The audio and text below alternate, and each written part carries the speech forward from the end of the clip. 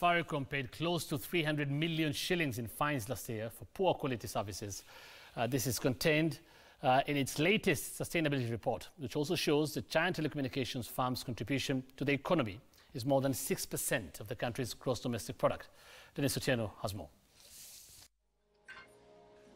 According to the firm's latest sustainability report, it coughed up 293,527,836 shillings last year for failing to meet a series of quality of service tests by the Communications Authority of Kenya.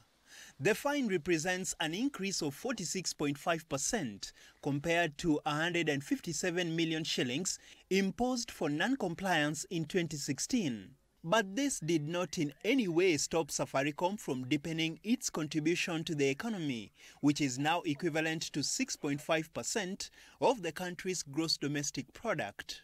We stated that our true value is 9.8 times over the financial value, the financial profitability that we announced at the end of the last financial year. In essence, our true value is about 543 billion Kenyan shillings. During the period, 43 employees were dismissed for fraud, this representing a 7% decline in staff members found culpable. Some could be conflict of interest, where someone has failed to disclose that they have a business adjacent to Safaricom. It's something we don't tolerate. We are required to make the disclosure. In that case, there's no need for prosecution. If it is a case where they have interfered with assets of the company or with customers' assets, yes, they are prosecuted and Safaricom provides evidence. Carbon emissions by the listed firm also went up 5% last year and attributed to an increase in its base stations across the country.